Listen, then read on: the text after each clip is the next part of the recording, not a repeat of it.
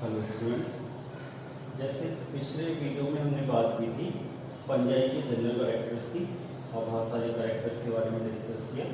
उसके बाद next character लेते हैं न्यूट्रिशन का। और न्यूट्रिशन अपने आप में एक इम्पॉर्टेंट कैरेक्टर है फंजाई के लिए। जैसे कि बताया गया है इसकी डेफिनेशन में कि फंजाई एक्लोरोफिलस होते हैं,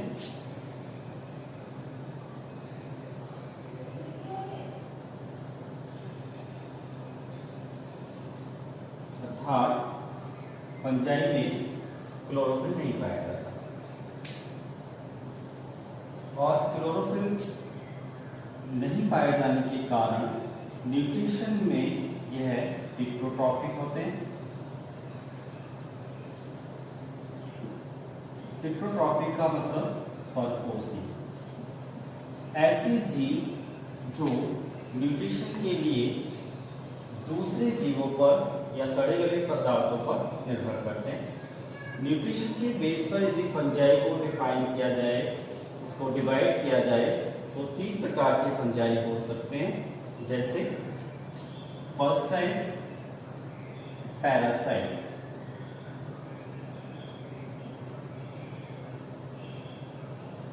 सेकंड इज सैप्रोफाइट,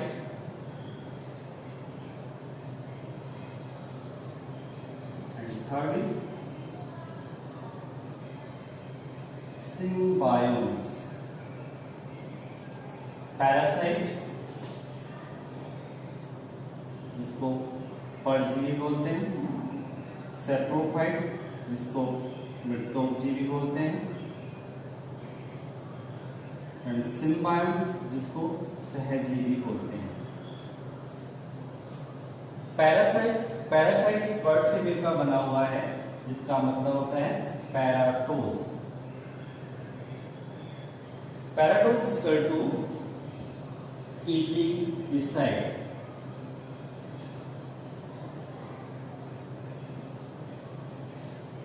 मतलब बॉडी में कोई ऐसा है जो हमारे भोजन को और भी खा रहा है, हमारे अतिरिक्त कोई और भी हमारे भोजन को ले रहा है। तो पैरासिटिक फंजाई वो फंजाई होती हैं जो न्यूट्रिशन के लिए लिविंग प्रोटोप्लाज्म पर डिपेंड करती है।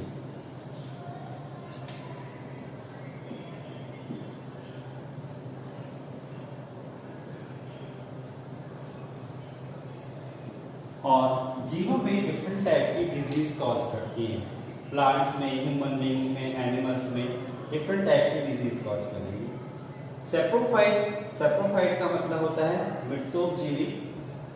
सैप्रोफिटिक फंजाई अपने भोजन के लिए सड़े गले मृत कार्बनिक पदार्थों पर डिपेंड करती है। और तीसरा टाइप है सिम्बायोट्स। सिम्बायोट्स या सिम्बायोसिस एक इस प्रकार का रिलेशन होता है जिसमें 2 जीव साथ साथ रहते हैं और एक दूसरे के लिए बेनिफिशियल होते हैं। आगे डिटेल में इसको पढ़ेंगे।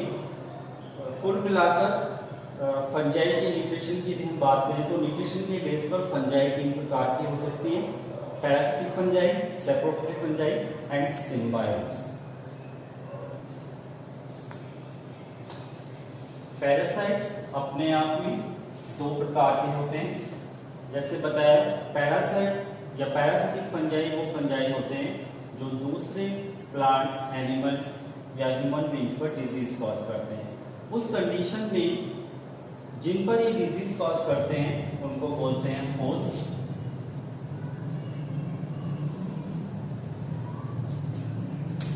दो प्रकार के पैरासाइट हो सकते हैं, एक ओब्लिगेट पैरासाइट होता है, एक फैकल्टेटिव पैरासाइट होता है। ओब्लिगेट का मतलब होता है अविकल्पी।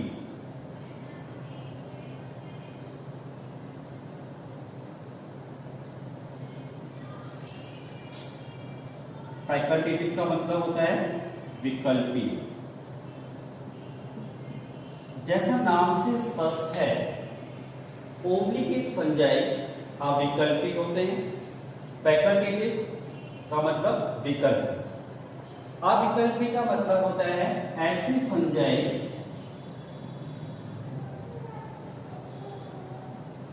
स्ट्रिक्टली पैरासाइट होते हैं।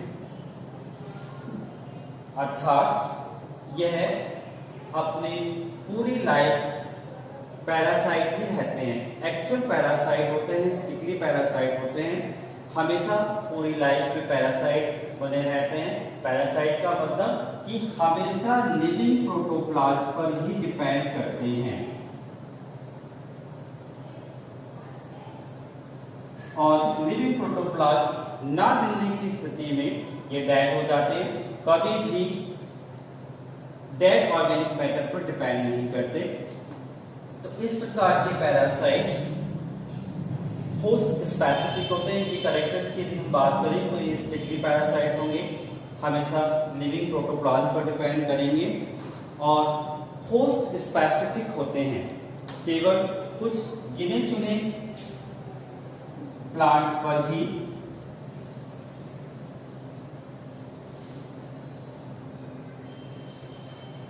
पर्टिकुलर टाइप की डिजीज कॉज करते हैं। तीसरे कैरेक्टरिस्टिक्स की बात करें तो इन्हें कभी भी आर्टिफिशियल मीडियम पर नहीं उगाया जा सकता। स्टिकली पैरासाइट होते हैं, लिविंग प्रोटोप्लाज्म पर डिपेंड करते हैं, होस्ट स्पेसिफिक होते हैं और इन्हें कभी भी आर्टिफिशियल मीडियम पर ग्रो नहीं किया जा सकता।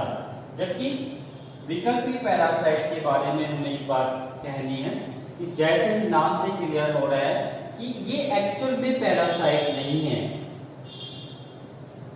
ये पैरासाइट कब बनते हैं, इसको हम कैसे डिफाइन करें? इसको डिफाइन करने के लिए हमें एक वर्ड बोलना है, एक सेंटेंस कहना है कि एक्चुअल में ये सेप्रोफाइट होते हैं और इनको डेड ऑर्गेनिक मैटर ना मिलने के कारण ये पैरासाइट हो जाते हैं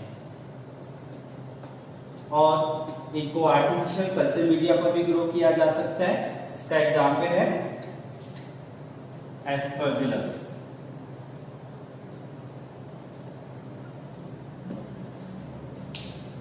और क्या बताएंगे इसके बारे में? यह है एक्चुअली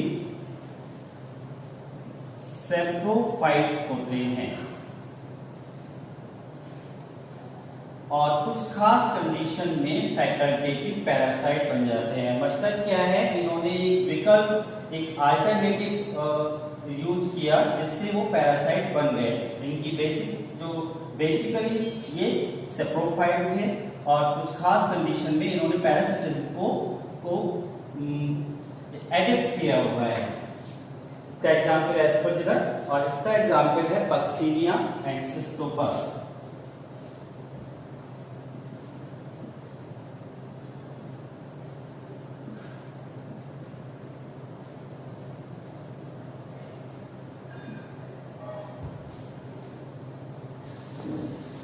पैरासाइट की तरह ही सेप्रोफाइट भी इन दो प्रकार के होते हैं, obligate saprophyte and facultative saprophyte.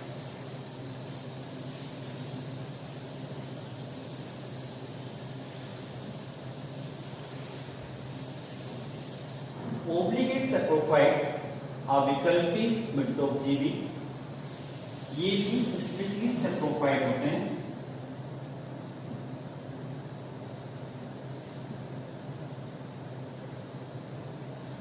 और अपने पूरे जीवन भर सड़ी गले मृत कार्बनिक पदार्थों पर ही डिपेंड करते हैं।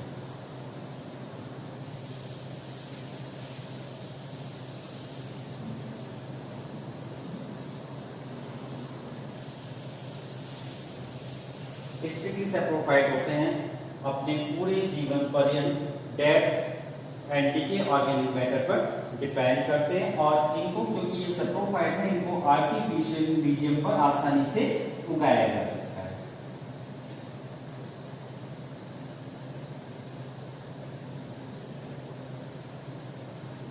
आर्टिफिशियल मीडियम पर ग्रो किया जा सकता है।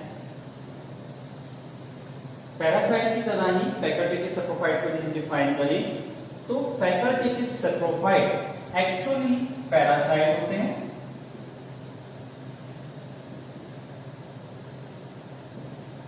और कुछ खास कंडीशन में इनको जब लिविंग प्रोटोप्लाज्म नहीं मिलता है तो ये सड़े गले मृत कार्बनिक पदार्थों पर डिपेंड करने लगते हैं और इन्हें भी आसानी से कल्चर मीडिया पर ग्रो किया जा सकता है।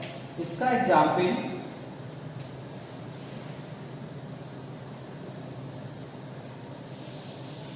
आल्टरनेरिया स्पीशीज और ऑब्लिगेट सैप्रोफाइट का एग्जाम्पल एगेरिकस,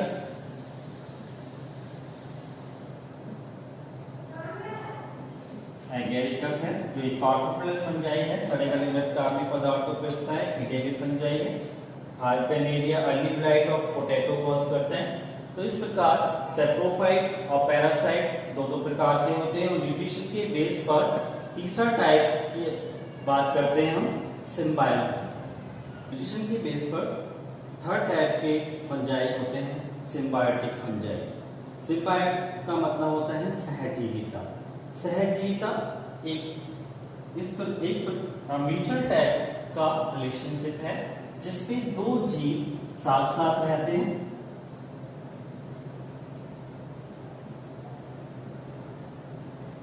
और दोनों ही एक दूसरे के लिए बेनिफिशियल होते हैं। जैसे इसका एक एग्जांपल हम लेते हैं लाइकेंस। एक्चुअली लाइकेंस सिम्बायोसिस का एग्जाम्पल है और ये दो पार्टनर से मिलकर बना होता है। एक पार्टनर इसका फंगल पार्टनर होता है, एल्गल पार्टनर होता है।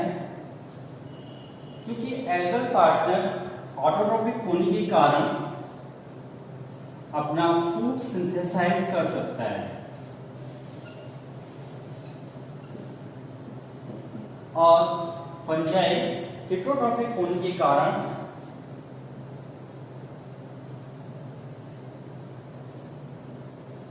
भोजन के लिए दूसरों पर डिपेंड करता है।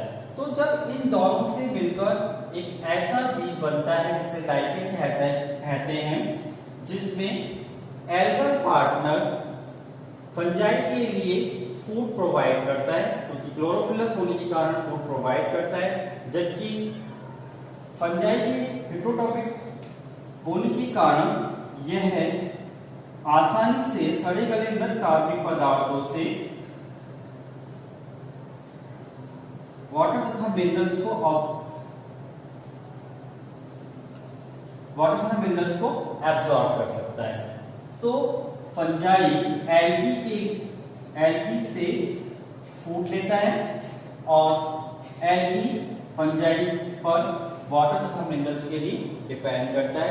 इस प्रकार का एक म्यूचुअल रिलेशनशिप जिसमें दोनों पार्टनर एक दूसरे के लिए बेनिफिशियल हैं और अपनी अपनी कैपेबिलिटी के अनुसार काम करते हैं। इस टाइप का रिलेशन सिम्बायोसिस कहलाता है और फंगल और एल्गल पार्टनर से बना हुआ एक रिलेशनशिप का नाम है लाइकेंस। ऐसे ही एग्जांपल फंजाई का है माइकोराइजा। दूसरा एग्जांपल है माइकोराइजा। माइकोराइजा का मतलब होता है कवक मूल। दो वर्ड से मिलकर बना है माइको प्लस राइजा। माइको का मतलब होता है कवक, राइजा का मतलब होता है रूट। तो एक्चुअली माइकोराइजा फंजाई तथा हायर क्लास के प्लांट्स की रूट और फंजाई के बीच का एसोसिएशन है जिसे माइकोराइजा कहते हैं। ऐसे हाई क्लास के प्लांट को जिनमें रूट हेयर एब्सेंट होते हैं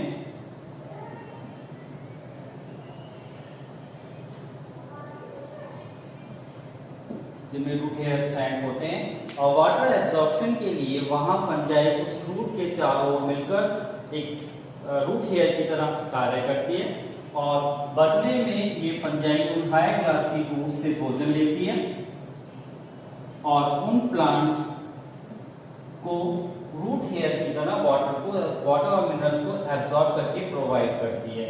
तो इस प्रकार से फंजाई तथा हाई क्लास की प्लांट रूट के बीच का एक ऐसा सिम्बायोटिक एसोसिएशन जिसमें दोनों पार्टनर एक दूसरे के लिए वर्क कर रहे हैं उसे बोलते हैं माइकोराइजा और ये सिम्बायोसिस का सेकंड एग्जाम्पल है। और फंजाई की यदि हम एक इम्पॉर्टेंट कैरेक्टर की बात करें, इम्पॉर्टेंट एंड लास्ट कैरेक्टर है रिप्रोडक्शन फंजाई। फंजाई में जो रिप्रोडक्शन के मेथड होते हैं वो भी 3 प्रकार के हैं, जैसे विविध जीवों में पाए जाते हैं। नंबर फर्स्ट यदि रिप्रोडक्शन की हम बात करें, वेजिटेटिव रिप्रोडक्शन, जिसको बढ़ती प्रजनन बोलते हैं। इसमें प्लांट्स के वेजिटेटिव पार्ट, यहाँ पर फंजाई के जो वेजिटेटिव पार्ट जैसे हम बात करें माइसीलियम, माइसीलियम के कुछ टुकड़े रिप्रोडक्शन में हेल्प करते हैं और जर्मिनेट करके नया माइसीलियम बनाते हैं। इस टाइप के मेथड को, जिसमें माइसीलियम एक्सीडेंटली या मैकेनिकली छोटे छोटे खंडों में डिवाइड हो जाता है, छोटे छोटे फ्रेगमेंट्स में डिवाइड हो जाता है और प्रत्येक फ्रेगमेंट में एक नया माइसीलियम बनाने की कैपेबिलिटी होती है। इसको नाम दिया गया है फ्रेगमेंटेशन।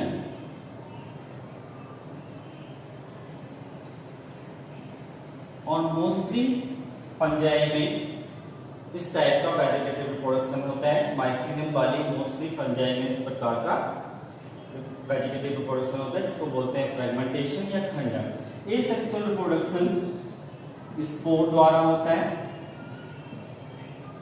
जबकि सेक्सुअल रिप्रोडक्शन में हमेशा गैमेटिक फ्यूजन होता है।